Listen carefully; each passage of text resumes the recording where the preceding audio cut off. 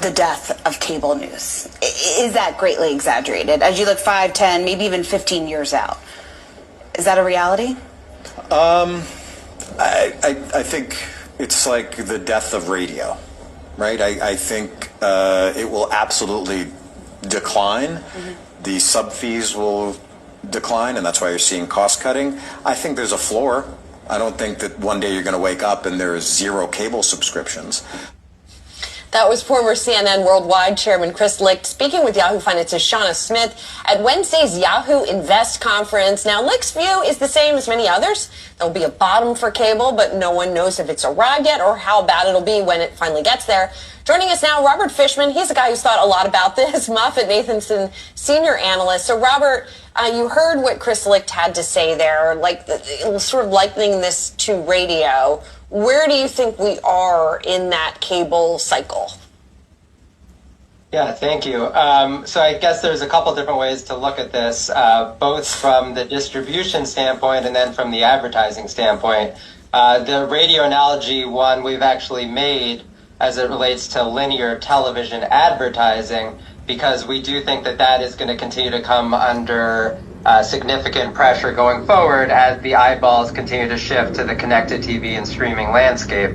But as far as the distribution goes and figuring out where the pay TV floor is, we are getting increasingly worried about where that floor really is as a lot of the sports rights continue to go over the top and allowing people to not view the exclusive sports within the pay TV bundle.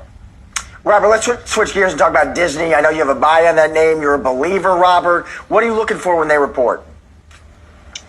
Yeah, so I guess Disney wraps up media earnings for us tomorrow. We're expecting to see much better profitability on DTC, which is, I would say, a takeaway across some of the other media names that we've seen so far to date. We're also expecting to see a much better studio performance given the hits that they've been continuing to make there and coming out of some of the lull that they had post-pandemic. So we're excited to see the profitability return at the studio. And I'd say investors are very much focused on the parks as well in terms of some of the more challenging comps they have next quarter.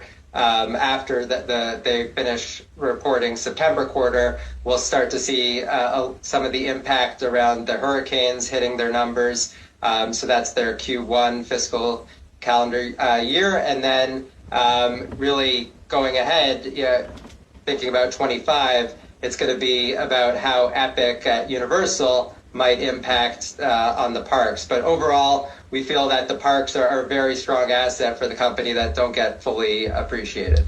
Robert, I want to zoom out once again here because we're about to get these Disney numbers. We were talking about the weakness that we are seeing in the cable companies, and we are, of course, approaching an administration in Washington that is at least expected to be perhaps a little friendlier to M&A. So given the strength of some media companies versus others, given the weakness in some sectors of some media companies versus others, what kind of moving around of the chess pieces are you expecting? Yeah, it's a great question. Clearly, that there's a lot of moving pieces as we think about media M&A and who can play into that. The obvious, what we've seen so far is Paramount being acquired this year. We've got some larger transactions in the past around Disney and Fox, 21st Century Fox creating a standalone Fox today. And then obviously Warner Media as part of the Discovery deal. So there's still a lot that can still trade hands, if you will. We are expecting more consolidation in the future. But I think all paths lead back to streaming here and where this industry is going.